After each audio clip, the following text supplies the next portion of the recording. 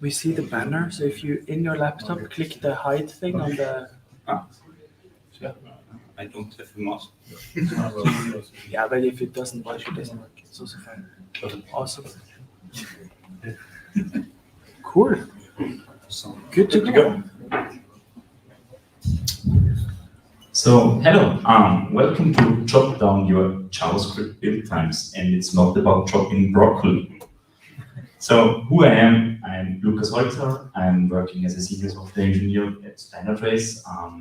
If you want to follow me on Twitter, here's my Twitter handle, my GitHub profile. So I've prepared an example and we'll go through at the end. That's all on GitHub. Everybody knows it. I hope you start at sometimes a greenfield project, everything is shiny, everything is bright. You have a cool JavaScript build setup, you have unit tests, and with that, you add TypeScript files, maybe a React frontend, just for unit testing, and a Node.js backend. As I mentioned in the beginning, everything is cool, everything is awesome, you love it. You have super fast CI, probably you're using GitHub Actions or Circle CI or whatever. You have pull requests, you work with Git, you have a cool team, everybody is super stoked. But then, time is coming. And the unit tests are growing, and it's like thousands and above. And with the time, the CI is something you wonder why it's not working like in the beginning. So it's getting slow, it's getting flaky, and how to fight it. So maybe you add with the time some end-to-end tests with Cypress, visual regression testing with Percy, and in the end, your CI time is like half an hour or more. If you then have some deployment with Docker or Kubernetes and you have to build container image, your CI time is like just blowing up, yeah. And what the hell should we do? So how we can tackle that and get back to a state where I say, hey, I as a developer, I don't want to wait like half an hour or more to get my review on my pull request. So I'm the one, I want to merge this now. I want to hit the green button on GitHub. So for me, there's no excuse to wait like half an hour for a build. So what can we do? The first thing is not running everything on a PR or branch build. The question is if it's a good idea. Write the custom script that checks the Git diff to detect what's to run. So for example, everybody maybe had that annoying moment, you change something in a README file or in a Markdown file, and you have to wait like all the hour long. So it's like a small doc change, a small typo, and you have to wait through the full CI is going through. Yeah, writing less tests is an option as well. So you can reduce your build time with it. But I think everybody would agree that none of these options is a great option. So what do we want? I want only build the things that are changed. So that's for me something I call only the test the things that were affected. So affected, when I talk about affected, I mean everything that is somehow related to the change that should be rebuilt or retested. So if I change something in a Markdown file and I don't use this Markdown file only for documentation purpose in the whole repo, I don't want to run all my unit tests, all my end-to-end tests, or build everything again. Yeah, I want to cache artifacts. So that's something, if I build it once, I don't want to build it twice if nothing changes. And I want to share build artifacts with other developers. So when I build something on my machine, I want to provide it to a different developer so that he don't have to build it again. Because we all build JavaScript, there is no binary that's somehow made for Linux. It's like JavaScript, we compile TypeScript to something, or we translate it to like a newer version or older version of ECMAScript or whatever. Yeah, and somehow my computer is maybe a Chromebook or I'm working on an iPad and I want to do a quick fix and I just want to build it in the cloud because I'm sitting somewhere in the train and my internet connection is really slow and flaky, or I'm living somewhere on the beach. In the end, I want to have full control over all the build steps. So maybe you all use Webpack or have used Webpack, and Webpack is for me this big black box. I've been really deep into debugging some things in Webpack, and I can tell you, you don't want to do this. In the end, it's for me, it should be simple, it should be really clear what to do. It's like I get JavaScript in or TypeScript, I transform it, transpile it, compile it. I have maybe a SAS or a CSS or whatever language of choice that's used there, and in the end, I need to add it in an index HTML file, or maybe build a web package, or do a Node.js package or something, whatever. But I want to have full control. Yeah, and with all that, they're coming incremental builds. So if I build something and I have a cached artifact and I build a higher target, I don't want to build the lower targets again. Yeah, and everybody knows it, hopefully. It works on my machine. So in our team at DynoTrace, we had like the mantra, if you have a review, and at the review, you show it with localhost and works on my machine, then it's not ready or done. So for us, it was really important to have reproducible builds. So it shouldn't be the case that on the CI, something is breaking, but on your local machine, it's working. So that's a very crucial part on building JavaScript code or something else. So because everybody knows, someone has maybe installed a global node module and then he forgot to add it to the package JSON, pushed the commit on his machine, it was working fine, but on the CI it was breaking because obviously the node module wasn't installed. Yeah, so there are already companies out there, like Inex, really easy to set up. So like npx create an X workspace, and they create you already a big monorepo, and it provided a lot of tooling with affected and supporting TypeScript. So it's like a really cool CLI that lets you create a monorepository with from the Angular area coming, and yeah. It aims, he's working at the next, so he takes pictures.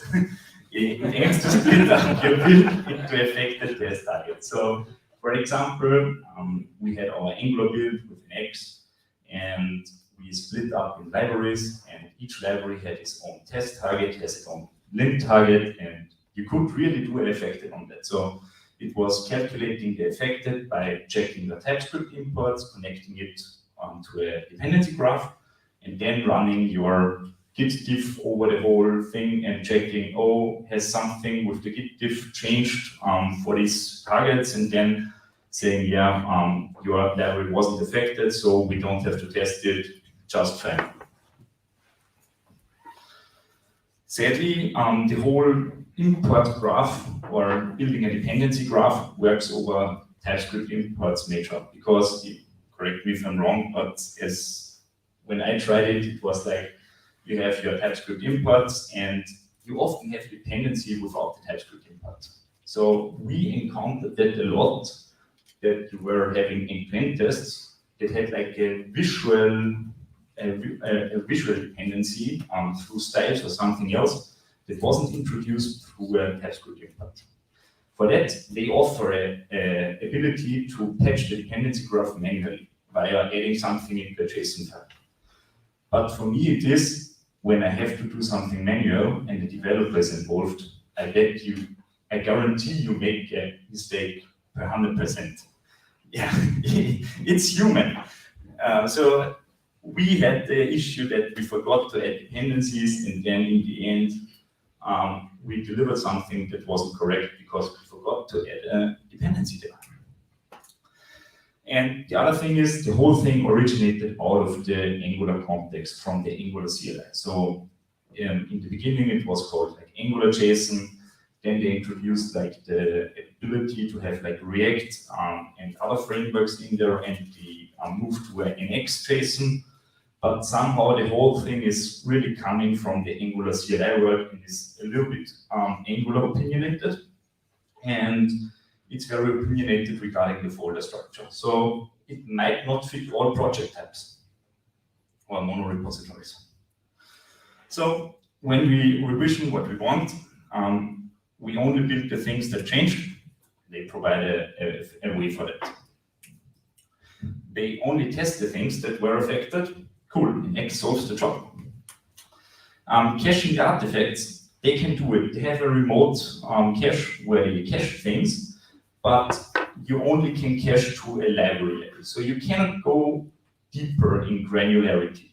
So it's like if you have a library and the library produces a build output, it's cacheable, but nothing in the library itself.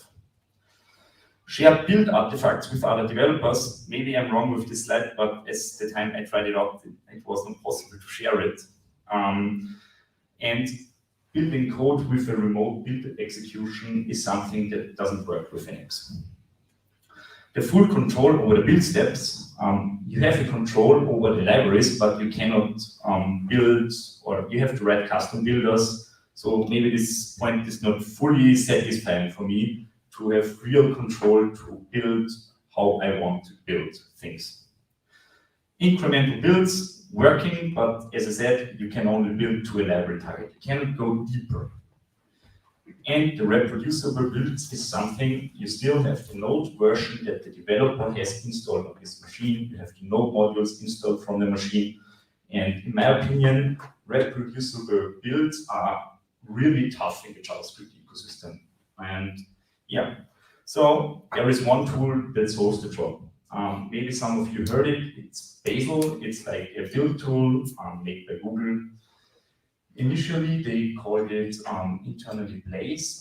It's like developed 13 or 15 years internally at Google already. So it's like the build system.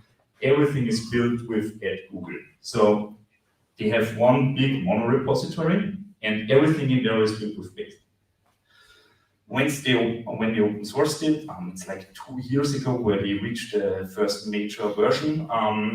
Now we are hitting against the major version 5. Yeah. So how to get started with Bazel? Actually, for the Node.js ecosystem, it's pretty easy.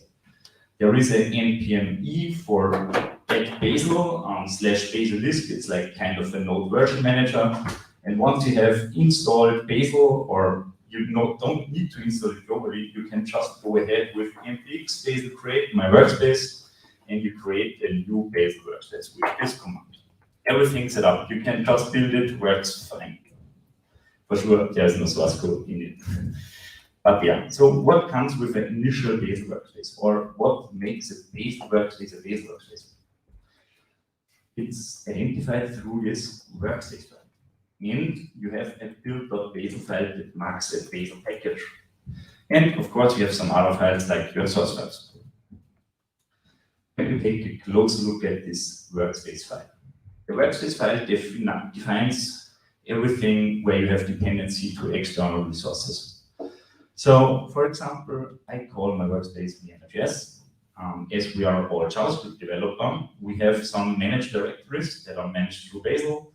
It's the npm scope. And because we want to use rules Node.js, maybe something to mention, Bazel is a polyglot build system. So it's polyglot by meaning it supports nearly every programming language with different rules, like the rules Node.js here. There are rules for Java, there are rules for Scala, there are rules for .NET, for everything you can think of, like iOS. Yeah. A lot of big companies like SpaceX, Pinterest, Facebook has some parts where they use it, but they have their own fork kind of Bazel. Wix.com, the website company, uses it. Yeah, so big companies using Bazel, and they provided their own rules as well. So there's like a big set of first-party rules where other companies are contributing to. In this case, we are installing the rules Node.js, like version 4.2, and then yeah, just loading the npm install rule. This here is kind of a own language. It's called Starlag. It's like a Python flavor. So if you've written sometimes Python code, it's probably familiar to you. And in this case, we have a reference here to the package log and the package JSON file, and Bazel is automating you the npm install. because it automates all the external dependencies. When we take now a close look to the build Bazel file as well, it's like you can have as much build Bazel files as you want. So every build Bazel file marks this folder where this file is located in as Bazel package. This means all the files that are on the same layer and beneath are managed by this file. So what I can do here is now, I can import now and load rules from different things, like you can install rules through npm, for example, the Bazel TypeScript rules, but you can write your own rules, like here I've written a ESLint test to perform like a ES build check. And with that, now you have full granularity. So in this case, I'm just compiling TypeScript code with a plain wrapper over TSC. This TS project, what you see here, it's basically calling TSC, the binary, on a framework, on a platform agnostic way. So it has like, for each operating system, a way how to call it. For the Windows folks, it's like creating a bat file in the background and calling the binary through a bat file. On the Linux and Unix systems, it's like a SH file. And yeah, you provide a list of inputs and it gets a clear set of outputs. So Bazel rules are defined by defining inputs and you get outputs. Have anybody of you used Gulp? Maybe raise your hands if you use Gulp. It's basically pretty the same. In Gulp, you had like in your pipeline, input, output, and you could type it through. So think of it, only that you define it like as rules, and you can use then the rules later on in a different rule, so it's like your piping system. And the cool thing is that every rule, and a rule can have multiple actions in the background, is cacheable, and everything produces artifacts, and that in a very hermetic way.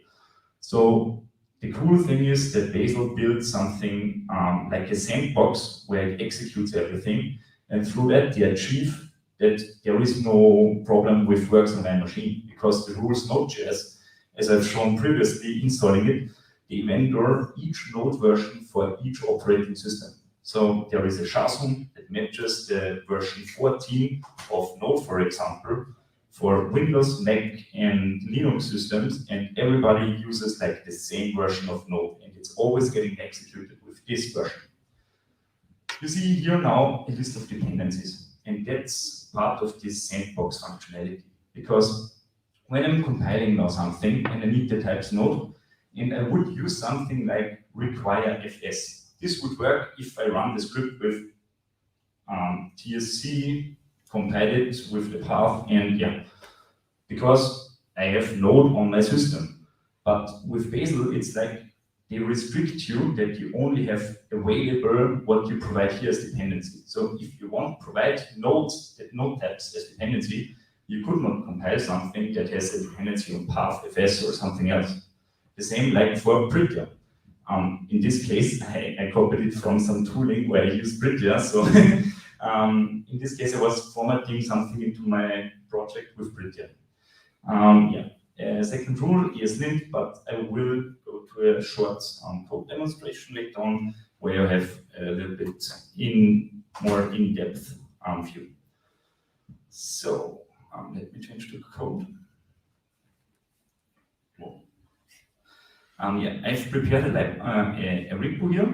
It's under Lukas Holzer, JS build times. I have it on the last slide where you have the link on it. And let's open that in VS Code. I hope everybody can see it. And yeah, this is a full functional repository that leverages now some of the cool stuff Bazel provides. First of all, I want to mention everything we can build here is built on a remote executor hosted by BuildBuddy. That's like a build service. I send only the artifacts in there, and they build it, they test it, and they return the result of that. And it's really fast.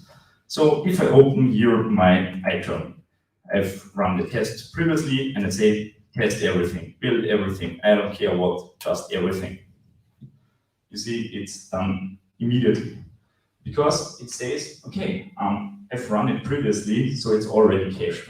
And with that, it says I don't have to run it again because it's really cached and they have all the artifacts that are connected to it. And if I swap back to the browser and go to the build history, reload here, I should see an invocation at 7,000.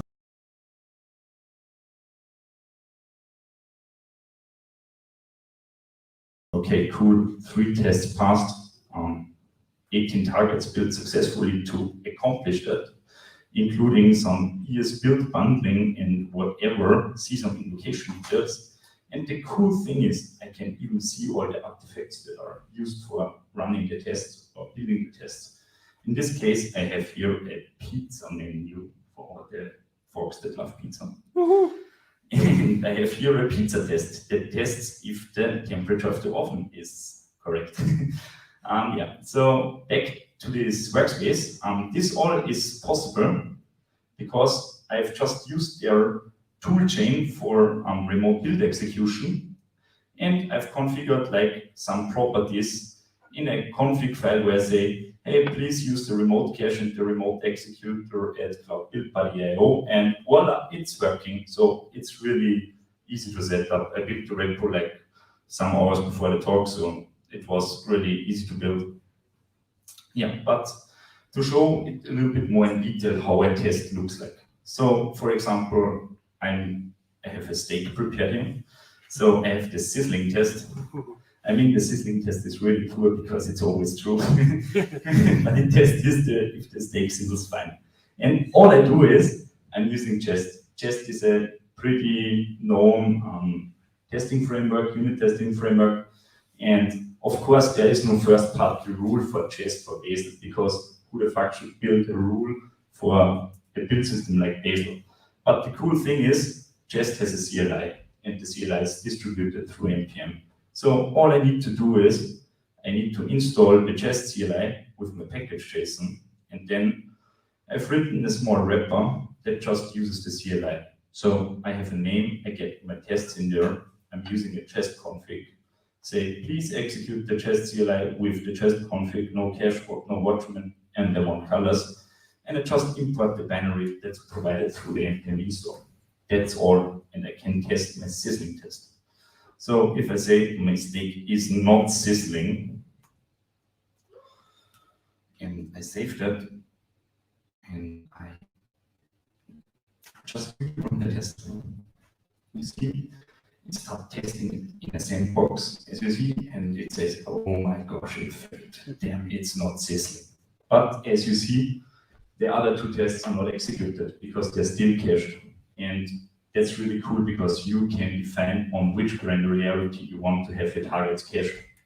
Because I can literally create the own target for each test file if you want to, and then you could have each file individually cached. So yeah, in this case, if I switch back to my cool build buddy screen and go to all builds, damn, failed. I see the last build failed, so let's check it out.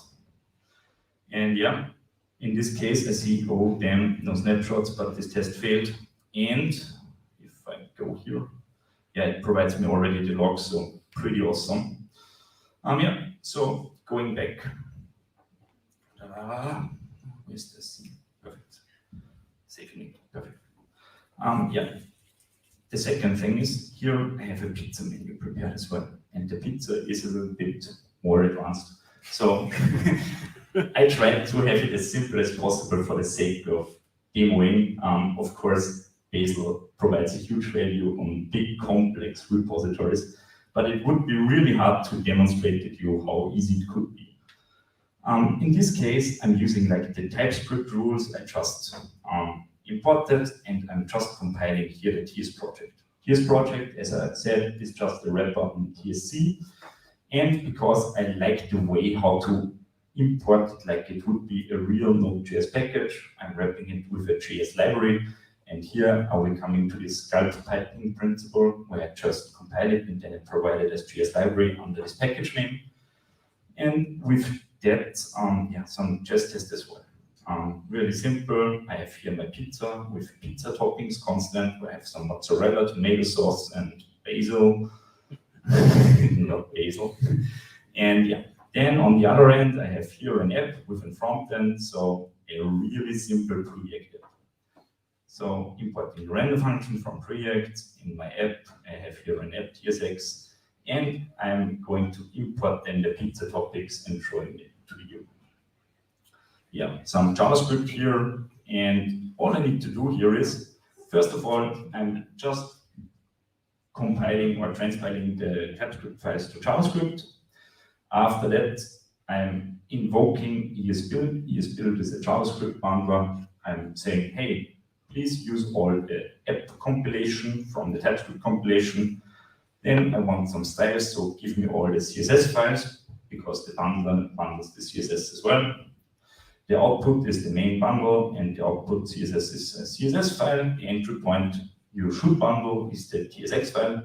In the end, I want to have a cool web package that can be served with just a history server. That's a stupid npm package where I can just serve the whole thing. So if I invoke now my iBasil watch mode command, it's like Apple, it has an I in front. Basil run serve. That's a small alias to my target. I should start up my project and serve it with my history server. So you see, it built everything. It started, it should listen now on localhost 88. And if I go here on localhost, damn 88. Hey, it's hello ViennaJS. Really simple Preact app. And as you see, there is no complex build involved, no webpack, no big great React app or something else, no white or anything else. It's like doing the good old stuff with compiling TypeScript to JavaScript, bundling it, and just displaying it. And you can use Webpack with Bazel as well, but yeah, you can do a lot of stuff in the internet.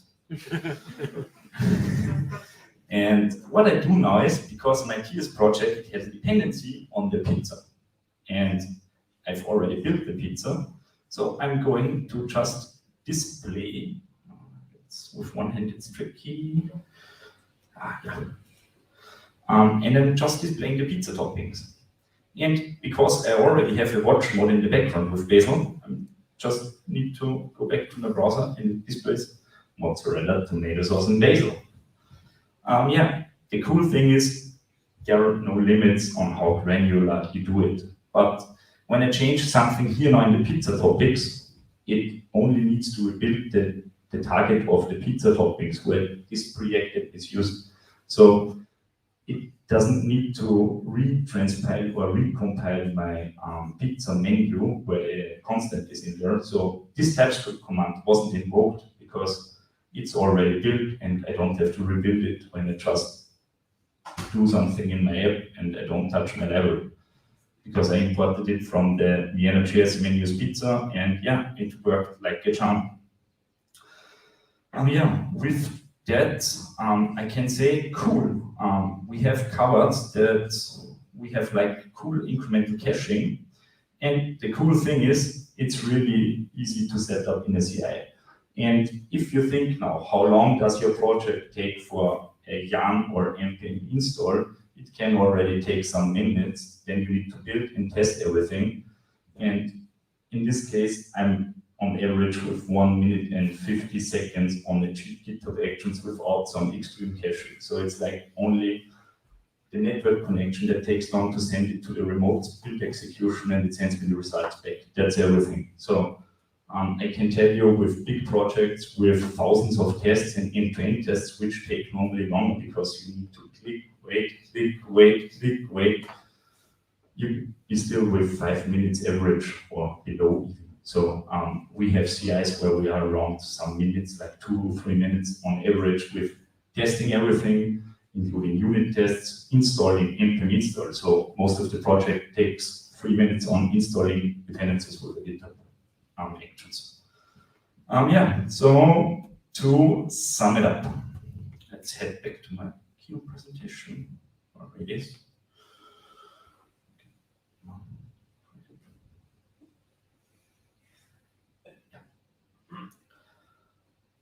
So we said we only build the things that changed. Yeah, come on. So much text, sorry. Wall of text. But yeah, I guess we achieved that, only build the things that change by really granular targets that we define. So it's not on a library npm package level. It can be really to compile a config or something like that. So we've written rules at standard trace where we compile design tokens. It's like we have JSONs where we maintain some values, and out of the JSONs we are generating CSS, TypeScript, variables, etc., and you can just use it. And this alone takes quite some time if you have to do it all the time again. And if this is a cached and already built and shared because you have a remote build execution, where you share the artifacts with others, and you can work on the slowest machine, but you can just push the code and put the responsibility of building it to a cloud executor. I guess this is really good. Only test the things that were affected. I guess I've proved that. The cached artifacts as well. We can share the build artifacts with other developers. We can build complex code in the cloud, as we've seen. And we have full control over the build steps. So we don't need a black box to build a Preact app because it's that simple. And with that, we have incremental builds. And as the whole code is built on a remote build execution, and we need to vendor like the node binary and everything with SHA-SUMs, we can really say that when I build it with this binary and the other one builds it with the same binary, you don't have these scenarios with no works on my machine. Yeah, so check it out. That's my GitHub handle again, my GitHub profile. And under Lucas Holzer /JS build times chopping, like you chop your broccoli, you can see the whole repository and can check it out in your free time. Thank you very much.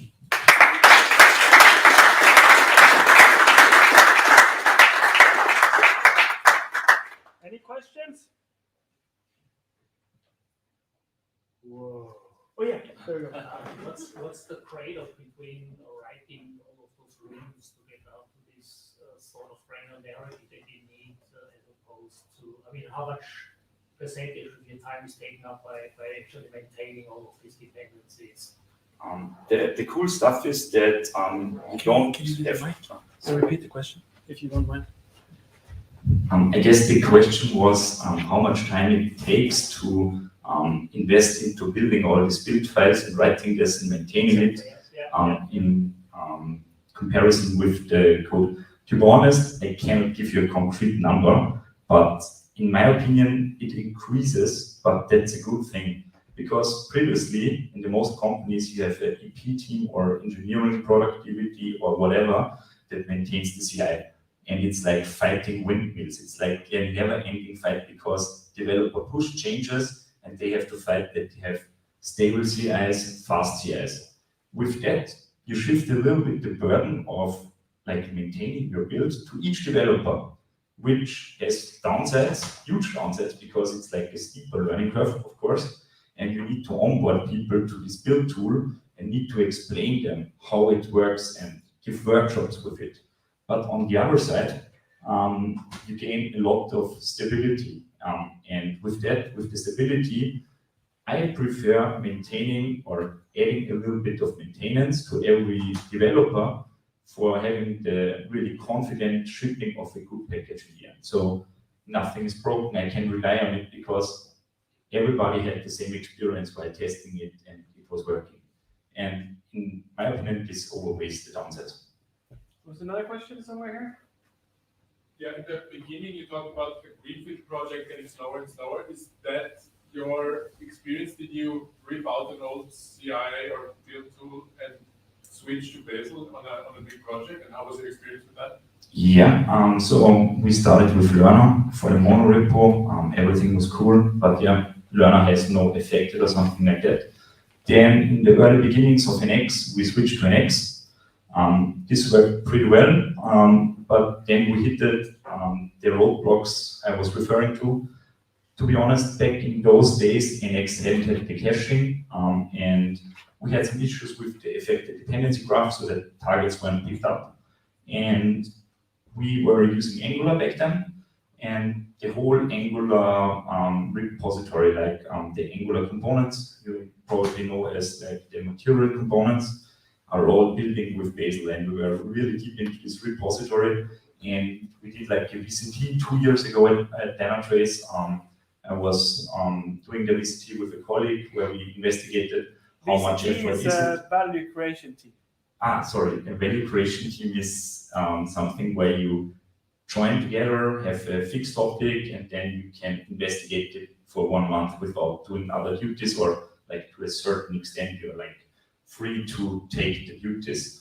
And in this time we investigated Bazel and we said, hey, it provides us more value over the old build system. So we were not ditching it, it was like trying to migrate on a parallel basis. So getting low-hanging fruits, migrating them first to Bazel, have then probably all the lint targets first run through Bazel, already having the other benefit of having it really good affected, then switching out the test targets, and in the end it was like migrating one-to-one, and yeah, that was the experience.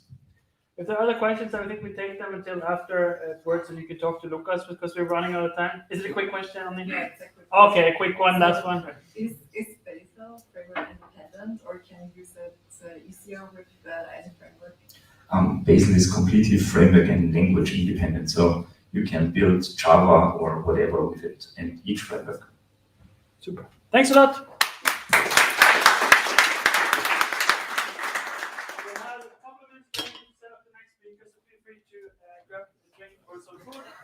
I'm going to try and restart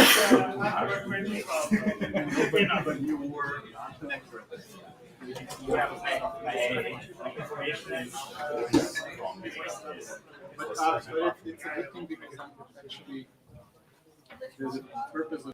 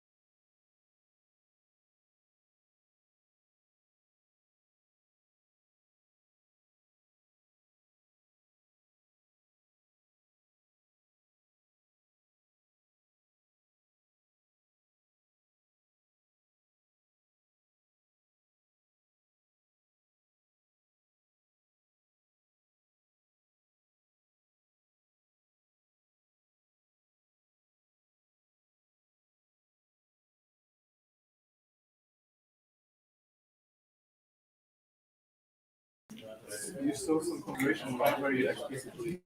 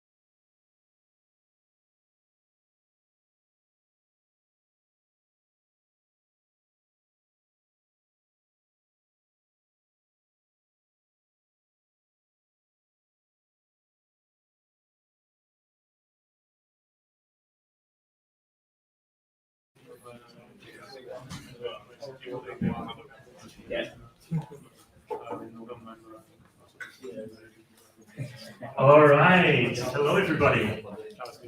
Hope you all got your beers and your snacks. I am Max Slugger. I am actually from Vienna, which actually many of you might know, but when I speak internationally, many people don't realize that Austria is a country. I get asked quite often whether I'm from Australia, which I find very strange because it's so far away. I love Australia, but definitely not from Australia, definitely from Vienna. You might know me for having invented a bunch of open source projects like Style Components and Boilerplate. Those are not what I'm going to be speaking about today. Apologies. What I'm going to be speaking about today is the journey of how we arrived at our GraphQL edge cache. And that story really started in 2018. I was building a startup and we were growing pretty well and we got a lot of users, but I had no idea what I was doing. And so I chosen an absolutely terrible database that was really badly supported, that not a lot of people used, and it just did not scale. Our database server was basically on fire constantly. I Googled, by the way, downtime, and I found this stock photo of servers on fire. I don't know who has downtime like this. If you have downtime like this, you have a serious problem. But our servers probably look like that, our database servers. And I didn't know what to do because we tuned our database queries, of course. We added indices where we could. We even changed our schema to be a little bit more performant. We did everything we could on a database level, but our database still just could not keep up with the traffic we were getting. And of course, we should have migrated to a better database, but that was a multi-month project that we really didn't have time for. And so I thought about this and I was like, okay, we're building like a modern take on a community forum. It's very much public data. It's like 95% reads, 5% writes. It's basically the ideal use case for caching. And so I was like, well, why don't I just cache our GraphQL API? And I looked around, and for some reason, nobody was really doing that at the time. And in my head, I was like, can't I just run a GraphQL client at the edge? Because fundamentally, what GraphQL clients do, right? If you think about Apollo client, Urkel, Relay, what they do is they cache GraphQL queries in the browser. And I was like, hold on, they're doing that in the browser. Why can't they do the same thing on the server, right? It's the exact same thing, right? It's the same GraphQL queries, it's the same responses. I just want to have them cached in the server for multiple users, rather than in the browser for just one. So let's take a little bit of a look into how GraphQL clients actually cache GraphQL queries. The sort of magic trick that makes GraphQL caching work is the __type name meta field that GraphQL always exposes. Every single GraphQL API and every single GraphQL object type has this method field. And you can add it to any GraphQL query. And this is what sort of GraphQL clients do automatically. They add this type name field to every single one of your queries, even if you are not writing it explicitly.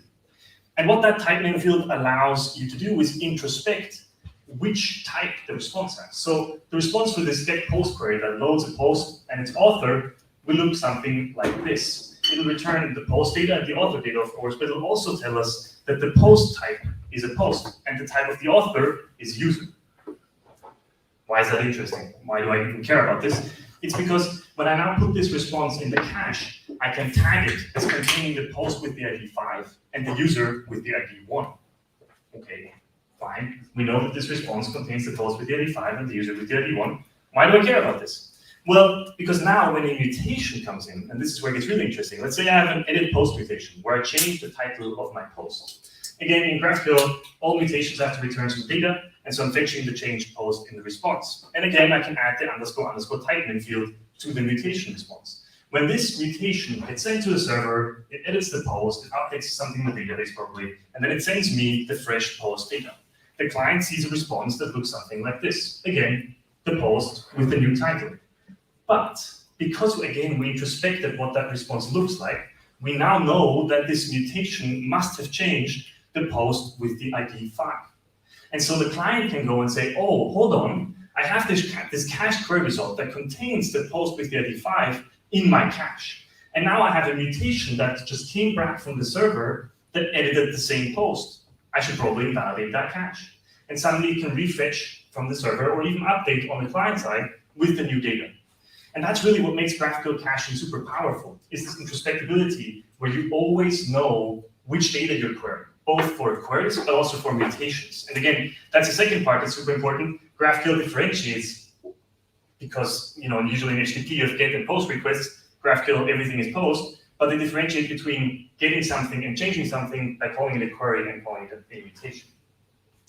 Now, there's a slight edge case where this doesn't work anymore, and that is list invalidation. If you think about a query that looks a little bit like this, it fetches a list of blog posts and with their ID and title. And when we send this query to the server, and it comes back and it gets us data that looks a little bit like this. In this case, we only have one post, the post with the ID 5 and a certain title. Now, let's say we have a mutation that creates a new post. The mutation creates a post, right, goes to the server, adds the post to the database, and responds with the new post. The problem is we don't have that specific post in our cache anymore, right? We don't have a cache query result that contains the post with the ID 6. And so our GraphQL client, our GraphQL cache, can't automatically invalidate the posts query because the list just doesn't contain the new item yet, right? The data that the client has cached in the browser does not contain this new post data. And so the client can't know how to invalidate.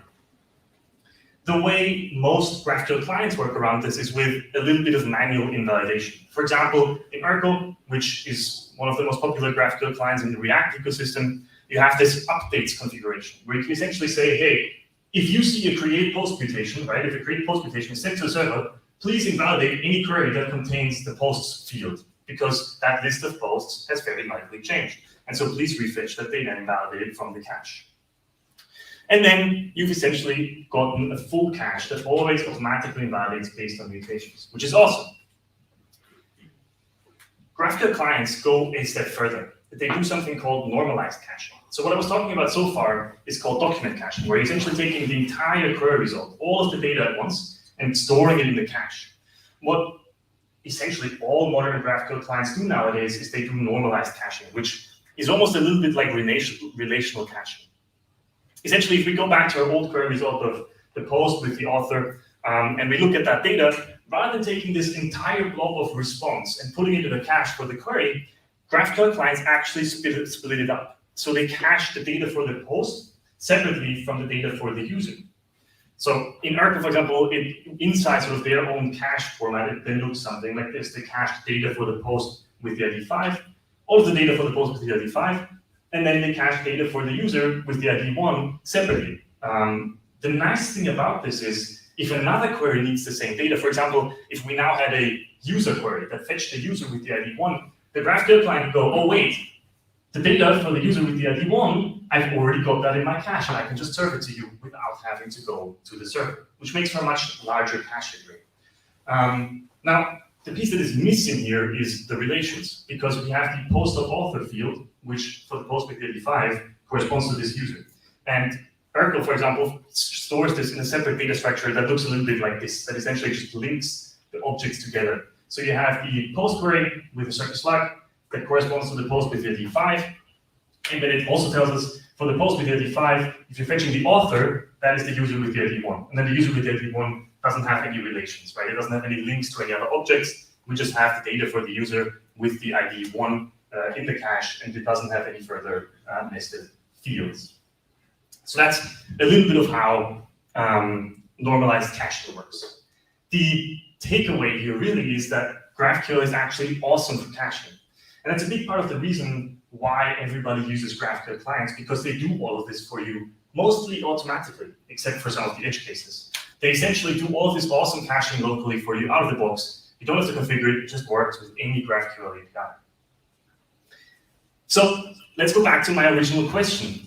Can't I just run a GraphQL client at the edge, right? I have this API that's being fetched constantly, right? It's on a server somewhere. It gets way too much traffic. I've chosen a terrible database that's constantly on fire that I can't fix. Why can't I just cache the same? Why can't I just do the same thing on the server, right?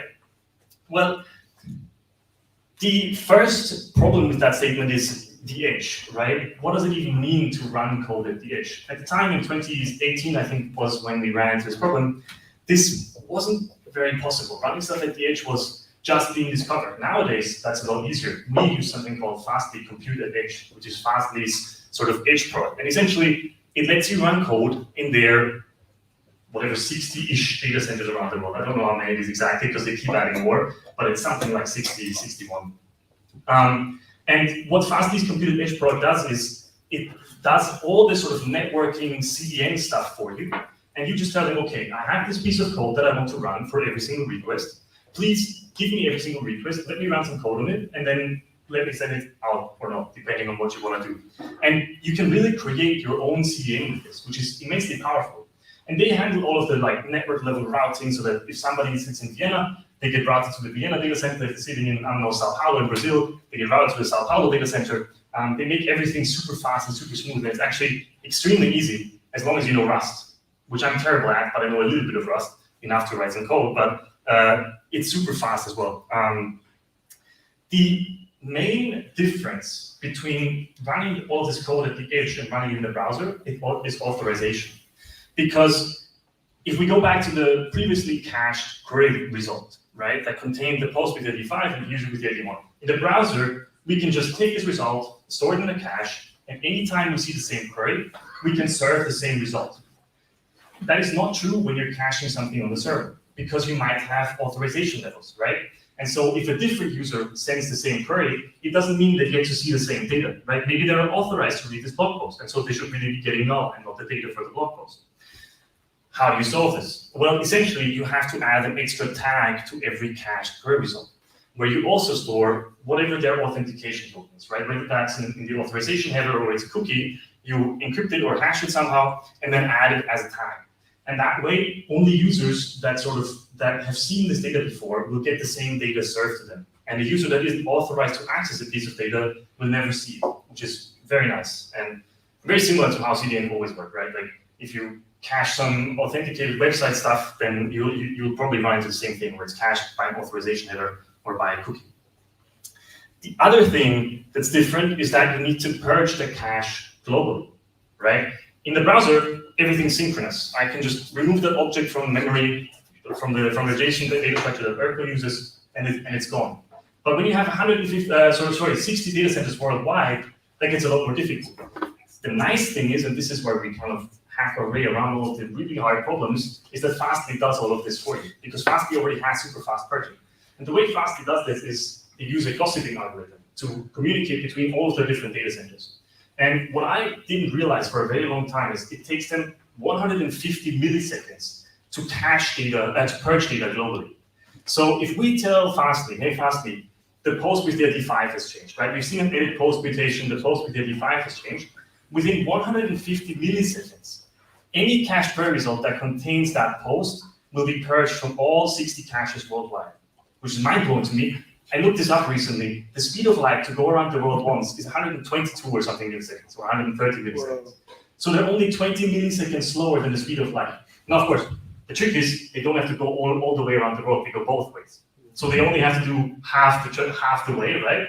And then they sort of spread it out a lot, and then it's just insanely fast, which absolutely blows my mind. All right, now I'm gonna do something a little bit scary. I'm gonna do a live demo. If this breaks, please bear with me. I've also never done this with one hand, so we'll see how that goes. I'm gonna open a new tab here. No? Okay. It didn't want me to open a new tab apparently. Okay, we're not gonna open it. We're gonna make this small, and then we're gonna open it. Okay, this is where everything breaks down. I now have to put down the microphone.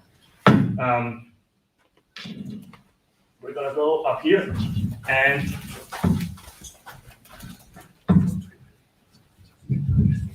thank you to my microphone stand. We're going to create a new Graphql service for the GitHub Graphql API, which is our demo API. I'm just going to click the try the demo button because then I don't have to type anything, which makes mistakes a lot less likely. And this essentially sets up a service in Fastly for all for the GitHub Graphql API that proxies through to GitHub's Graphql API.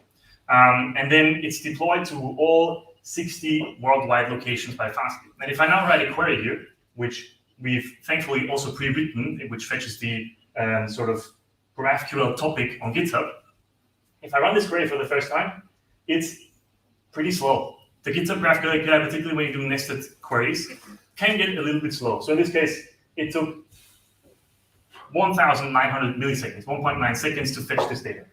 Now that I fetched this data once, it's cached in the local edge in Vienna, because I'm in Vienna and it's routed me to the nearest edge of our CDN. And when I run the same query again, it's super fast. It only takes 35 milliseconds, which is a lot faster, of course, because it's cached in Vienna.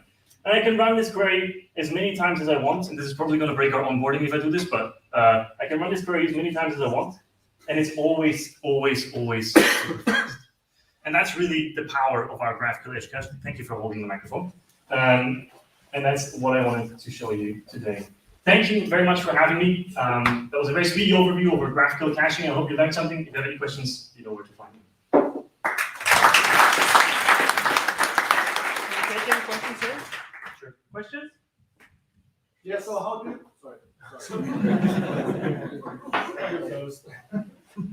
So how do you solve the issue when some query contains a field and another does not? So the question was, I'm just going to repeat it for the stream so they hear it as well. How do you solve the issue when a query contains a field and another one does not? Which I think refers to if you like query an extra field that wasn't fetched the last time. That would require going to the API again to fetch the data because that data isn't in the cache yet. There are ways where, for example, Apollo Client always fetches the maximum amount of fields they can, and if you then send another query that contains fewer fields, they just serve you all of the data, if that makes sense, right? So if you remove fields, they can still serve the data from the cache, just with a field removed, right? But we don't currently do this because it's a little bit more tricky at the edge, because you'd have to parse the entire GraphQL query, but that's something we're definitely going to look into. But GraphQL clients already do this, where when you remove a field, they still serve the same result from the cache. Of course, when you add a field, they still have to go to the API because that data isn't in the cache yet. I hope that makes sense. Yes? I realize 150 milliseconds is really fast, but how do you cope with massive parallel updates? How do you do the? I mean, how do you cope with the race conditions then in theory? How do you? Great question.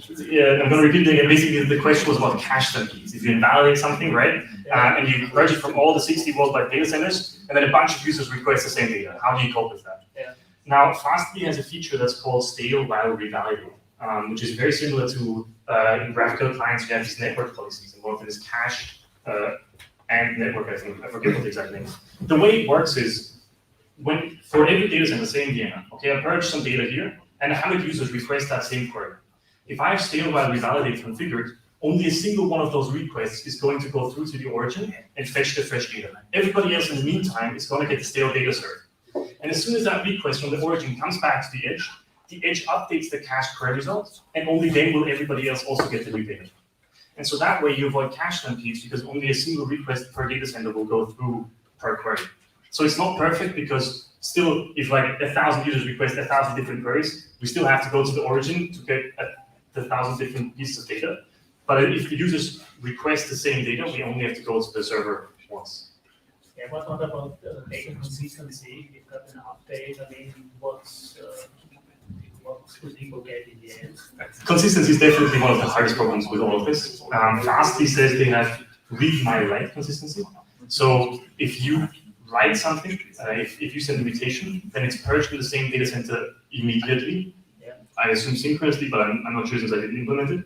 And then, at least in the same data center, if you read that data again, it will be purged and you'll get the fresh result. Globally, of course, it's done whenever it's done. We don't really have any control over that. Fastly doesn't tell us, if that makes sense. One last question? Yes. When you're using authorization and you're storing the token, the authorization token, basically you're caching on a per user basis. Yes. So there is no really a big difference between caching on the edge and caching on the client side. Correct, because we have to do that, right? We have to cache per user. But yes, But exactly. what you got that for? Caching on the edge and not on the client side. If we didn't store the authentic, well, because a lot of, so you don't have to do this for every query. Some of the data might be public. In our case, a lot of the data was public and only some data was private per user. And so you can configure that on a per query level. And you can tell me, okay, for example, maybe the blog post is the same for everybody, but as soon as you fetch the current user, that's specific to a user. And so then queries that only contain blog posts can be cached for everybody the same. And queries that contain the current user will be cached per user. And so you have sort of control over which queries are cached per user and which ones are cached publicly for everyone. Does that make sense? Yeah, that makes sense, but still I don't see the advantage of, on a per user basis, caching on the edge compared to caching on the client. It's not, so the difference is that it's not session based. In the browser, if you reload, your entire cache is gone.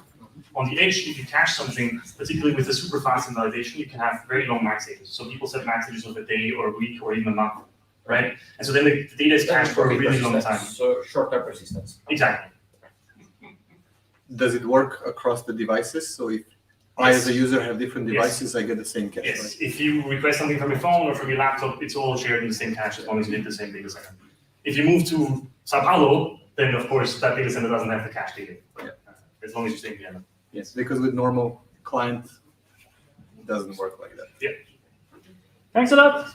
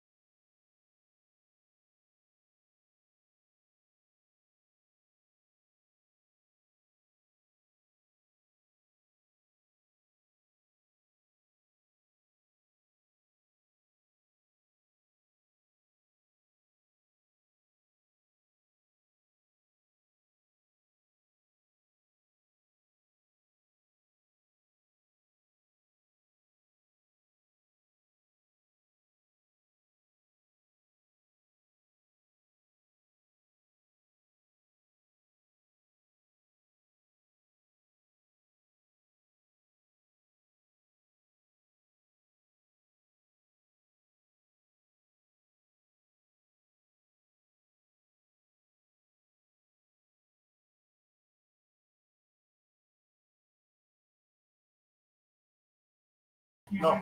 Query is metadata, which is valid for the only All right, we're gonna wait a couple of more seconds. Here's some applications in Graphql or parallel, right? That's the only. All right, I think I will just start. This talk for me is today about server-side rendering and understanding SSR and its steps. It's not really about React.js in total, but I give just React.js samples so you understand it. Whoever worked with React before, okay, couple of them, perfect, so I don't need to explain JSX, some project managers, they don't know it. So first one, who am I? You know who I am. I'm a software engineer at ViennaJS. I'm also working as a freelancer at steamrollers.at. This is a small kind of agency like with Lucas in the back. We're a consultancy with Kubernetes in the back and JavaScript, Node.js, giving startups a good first start. One of our customers is Systemnet. We are doing a Babylon.js based thing where you can have family structures and do whatever. It's international. It's rolled out now international, and it's also in the South America right now. And we also have a little product. It's now on redesign. It's identity access management. It's called userdocs.com, and we are actually redesigning everything, as I said. So at the end of this year, everything is ready. All right, so let's get back to the real topic. So this is a basic terminology and a small agenda, what I'm talking about. First off, the client-side rendering, I'm calling it short for CSR. We also have server-side rendering, server-side generation, and a kind of new thing is called server components, which is right now only on React. But it's also a work in progress from React itself. It's coming with React 18. But later with more. So, about client-side rendering. Everybody's done this. This is the very first thing. As you can see, we have from the browser, we just fetch the data and we get a small HTML back, which then just, as you can see, there's a script tag, browser.js, for in this case, everything is bundled, and just React or Vue.js or whatever just kicks in and renders your div, right? This is normal web dev things. Everybody has done this. So this is how the entries look like. There's first a client entry. So when you create rect app or something like that, you basically have a rect DOM.render and some script mode browser router and app entry, which is now here on the right side. I mean, just a little quick example of the browser route in here. So we have a switch and just a div, which is rendered, as you saw before, with Hello ViennaJS. So if we compare it now in the entries, it's just normally built with Webpack or ESBuild or Bazel or NX, whatever. Just a normal build tool which targets your main entry, in this case the client entry, and you get out some index.html browser lectures. This is right. Everybody's done it, except the project manager. So what about the user journey? We have Alex in this case. Alex is going to the browser and requesting some files. In this case, we just target on a Nginx or Fastly or whatever on the cloud and get the index.html back. And then, as we saw, there was a script, which then is the second request, where we just have the browser.js and it gets back again, and then it renders. So this is not ideal. So what are the pros here? This is fast time to first byte, which means the first time until the first byte is received. Why is this fast? Because the index.html is just a couple of bytes big, right? It's an easy setup. There's no JS server needed, so you can set it up everywhere, Netlify, Fastly, whatever. What we don't have, or what are the accounts, is that we have a bad large content for paint, which means the first really content where it's painted from the for the user on the client, because everything is rendered. Also, the user starts with a blank page, it's normally white or something like that. We rank lower on the search engines because everything's rendered on the client. And some search engines like Bing or I don't know if DuckDuckGo has it, they don't render the JavaScript. So you don't render or you don't rank it all. Google has some JavaScript rendering, you just need a little longer until you rank up, which is good, but you want to have more. So now we can do some rendering on the server. And as you already know, on the server, we need some language which does the job for you, right? And this is nothing else than, okay, not PHP, but it will be Node.js, right? So don't worry, it's not about PHP. We can talk about it if you want, but I think nobody wants it. So Node.js, right? This is also for the project managers. This is a JavaScript thing. So now let's go to the server-side rendering. So what is it all about? So first we have the same thing as before. This is actually what we want to achieve. There is actually the first render, which includes everything. So after the React checks just kicks in, nothing has changed. Everything is the same as before on the DOM level. Right? This is what we want to achieve. But how does that actually work? First, we look at the entries. If we put them side to side, two things are the same, but there's just one thing more, which is the node server, which just includes this express server, just a little snippet out of it. If we enlarge this way, we just have an exported function from React in this case. It's called render to string. And in this case, we also have a static prototype because there is another entry point on the server, as we saw before, which needs actually things which can be rendered on the server, because the browser router has some DOM-specific things, and DOM does not exist on the node server. Right? That's why we need a static router, and we need some context and some location that the app inside knows where we are. And at the end, we just render everything with, in this case, response.send. A plain HTML, this can come from wherever. You can have a predefined index HTML and just put it inside the root. So everything is rendered and you put it in. Sounds kind of easy, right? So, but let's go any further because this looks actually pretty straightforward, but it's not just like that. There's another thing. There's React DOM.hydrate now. Before we saw in the on the client side we had React DOM.render, but now this has changed in the client entry. We have now the .hydrate. This means we need to hydrate thing, but I'm going to tell you later a little bit more about it. So now we see the entries now. Before we just saw there's again Webpack SPSP or whatever, and we need to render both things. You don't really necessarily need to render the build the server part, but it's sometimes easier and faster. And it generates a server.js, which you can run on the server on Node.js, for example. And again, the client entry, which is again the same thing as before, just with the React DOM.hydrate. As before we had render and now it's hydrate. And this generates, as before, the browser.js. So again, on the user journey, we can see that again, we have Alex. And on the first time, it doesn't go to the Nginx server, but it rather goes to our Node.js server and renders the server.js. On there, we just generate everything on the HTML and goes back to Alex. And then again, we need to fetch all the React thing with the browser.js, and it fetches again, where then it goes back to Alex, and then React kicks in, which means there might be some animations or some interactions where you have, for example, a to-do list or something like that, or a pizza oven where you put pizza in, which needs animations. And this is now, again, what I said before, the React, so the hydrate. So hydration is just that React will attempt to attach event listeners to the existing marker, which means React doesn't do anything else than just attaching event listeners like use effect or use location or whatever from React DOM, where it just checks, okay, is the DOM the same as before? And if not, then it just complains on the development side that something has changed and you need to fix that. Which sounds also easy. But there is one big thing which is really important. You need to hydrate the data.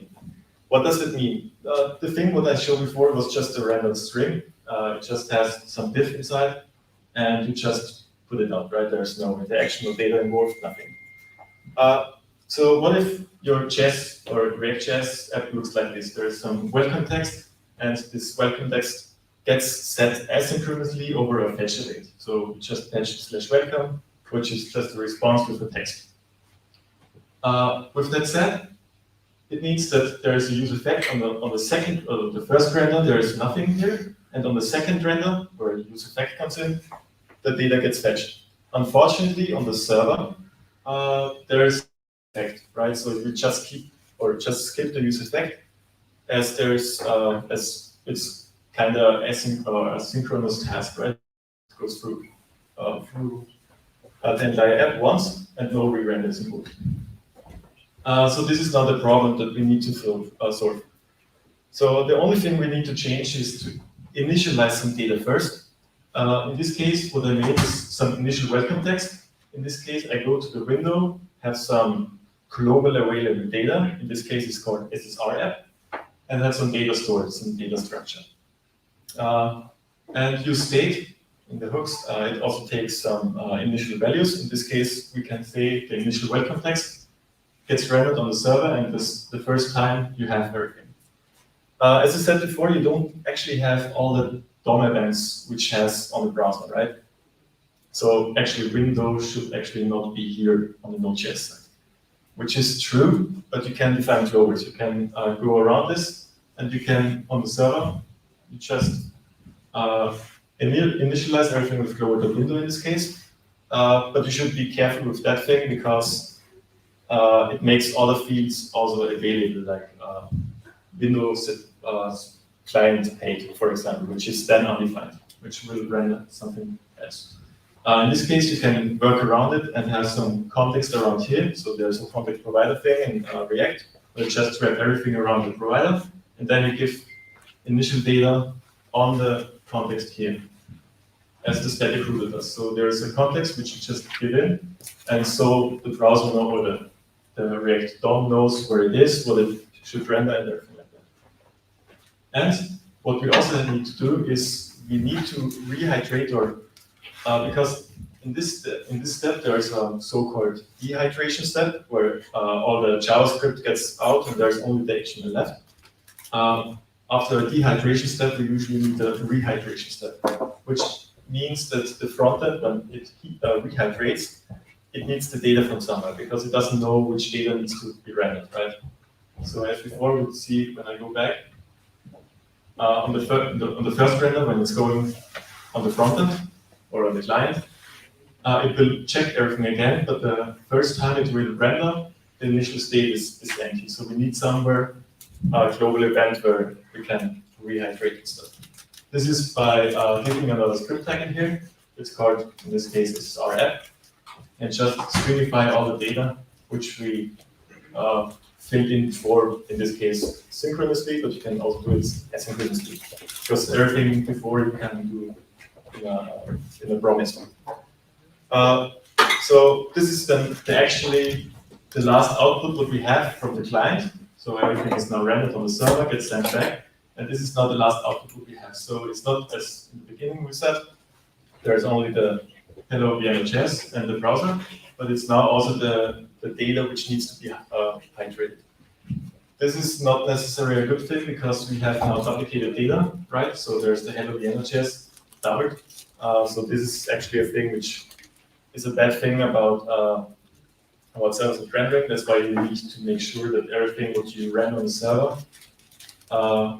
is cut short, and just the necessary things are rendered. So you can still do some asynchronous loading in the end, where you can render both things. So this is the thing which you need to consider. So about the pros and cons about server-side rendering is that you have a better large content per byte, because everything is already rendered on the server, right? So the client doesn't need to render anything. It's optimized for search engines, not because there are SEO tags, because Google is rendering also everything on JavaScript, but it's also because Google or other search engines going for the large content per byte, and for how fast it is on mobile actually. So they don't really care about laptops anymore, because everybody's now on the mobile phone, right? So they go for that and target. And we also don't have a blank page for the user, which means you go on the page and you see immediately some things, depending on what you render. The bad things is we have slower time to first byte. Of course, you can improve that with caching in the backend, for example. If you have GraphCDN, GraphQL, then you can cache it with GraphCDN. And we need now a Node.js server, so it might be that we need another source or another server, which increases the costs, but it's not too expensive. Everybody can afford it, I hope. And we have to be more careful with document and window when developing, or actually just things which are only available in the DOM or on the browser. There are certain things, but you can look it up on npm, which global function is available on Node.js and which not. For example, fetch is just for the DOM. There are things around it in the back, where you can also define a global.fetch with load fetch, which is a dependency, where you can also go around this thing. And we also duplicate the data, which is kind of a bad thing, I think, because you duplicate it. Still, we have minification, gzipping, and everything, so it's okay. But still, this is a con, I think. So I also mentioned server generation. What does that mean? It's kind of the same, but different. So when we look back in the entries, we see that we have, again, the client side, the client entry, which is totally the same. But on this side, we have on the server entry, it doesn't render the server.js, it rather actually renders some HTML outputs, right? This means that each and every page, let's say you have a blog post or a blog, for example, with 4 posts and 1 main page, you need to render 5 pages.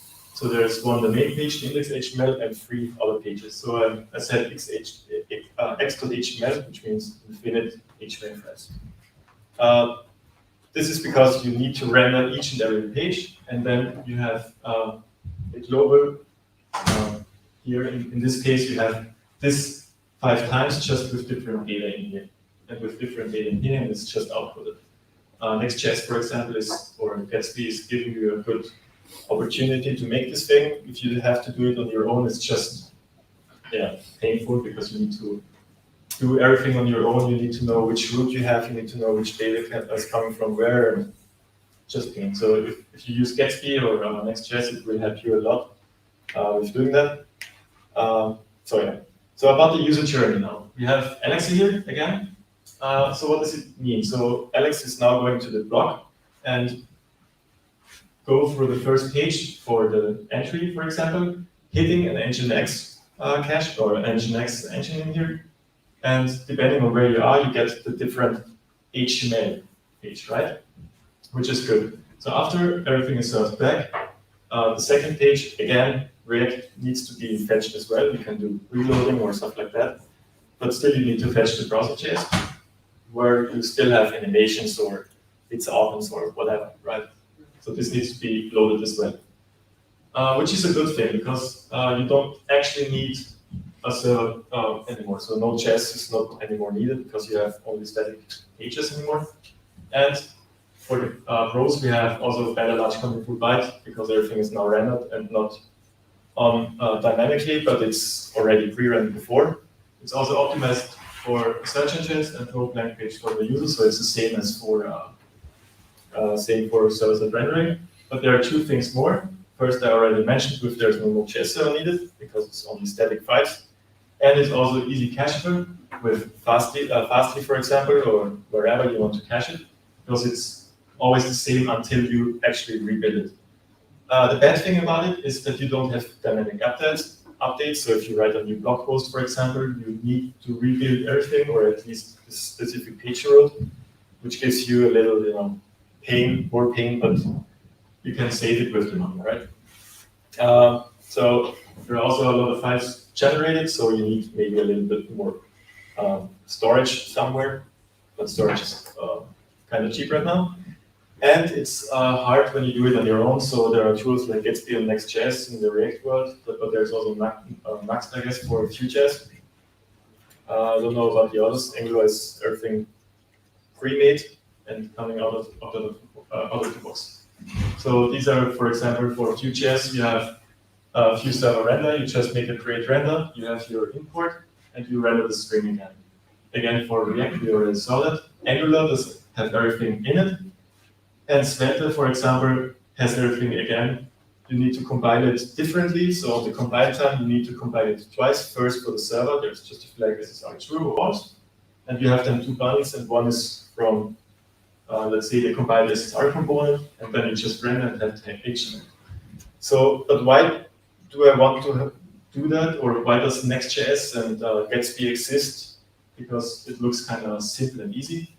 It's actually not about the simplicity of rendering everything at the end. It's actually about the tooling and the developer experience, and all the things which you have to care about, like chunking your components. During the developer experience, you need to you want to say something and you want to see it immediately, or you want to have some CSS already pre-rendered and put in, so you don't have to care about when should I put some CSS in or how. And there is also, in this case, when you do it alone, there are some sources, or there's also React query when you need some easily rehydrated or cached things. But you don't actually have to care about those things if you use Next.js or Gatsby. So everything is coming out of the box, which is great, because then you can just focus on what matters is creating tools or creating the web and saving you a lot of time. So actually, this is my last slide, or almost last slide. It's about server components, which is now a work in progress. Whoever heard of server components already? Okay, and who played around with those of you already? Okay, already. Good. Server components is the next big thing, kind of, from React. So the thing about server components is it has nothing to do with server-side rendering, not much. The only thing what they share is the server part, and the rest is different. But why is it different? First off, on the developing thing, you have three files. First, there's the client.js, which is kind of the same thing what we used to do when we do React. It's just client components which can be rendered on the server with server-side rendering or client-side rendering. And then there are two more files, like starting the star is just some file name, and it should end with .server.js, which means they are only rendered on the server, and you can actually use the Node.js file system, for example, or just Node.js functions, because they are actually just executed on the server with all the Node.js functionality. And there are also shared components, which is only the .js file, which means that they can actually not be executed with a Node.js file system, and they are also not for client-side rendering. So you can't have hooks, you can't have Node.js file system. It's basically if you have a button and you want to render that button on the backend with some styles, this is the way to go. It's basically a sophisticated way of writing HTML. Yeah. So how does the output look? Because I said it has nothing to do with it, right? So on the server components, you don't have HTML output. So if you have, for example, the .client.js, and everything is, again, server-side rendered, you can still have some, in between some server components. When you, for example, open a to-do app with subtitles, those subtitles are then rendered with server components, and they are synced or fetched asynchronously. And you get back a big thing of JSON, kind of like JSON output. It's not really defined which kind of output it is, because it has an M1 and then some JSON in this case. And it has some Reacty, or it looks like, if you're familiar with the JSX output, it's basically like that. There is a dollar for whatever, a div, some properties, and the children. And then there's again a class name, some properties, again the children, those are just props. So this is a kind of simple way of showing the JSX, and this is how the client knows how to, or React knows how to render those things. Because there's still client, but on the client there's still the React thing, which gets the data and transpiles everything to HTML, which makes it super performant, because with gsetting, JSON and gsetting works quite well together, and you can fetch kind of everything super fast. So those are the server components, and it's important that those things are just three different things. one thing which you have to save, the server component, which is again only Node.js things. They also can't have hooks inside because everything which gets back is still just markup with data from the backend. For example, if you have a database connection or something, you get it from the wrong side. So this is actually everything what I have. I hope you learned something. If not, it's also okay. And thank you for that.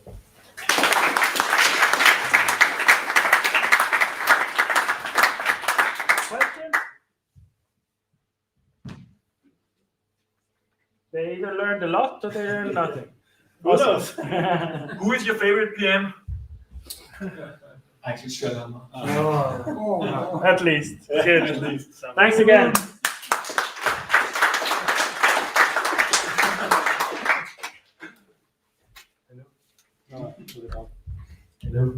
So there's an outro of the program, but it's just me saying thanks everyone for coming. We can still stay around for a while. I'll make it clear we have to kind of evacuate the premises. And it's only because after a certain hour, it's really hard to get out. And yeah. So thanks everyone for coming. We hope to keep going with this unless restrictions are making it harder for us in the future. The afterwork fridge will still be open and there's still some food and hope some of you stay around to socialize.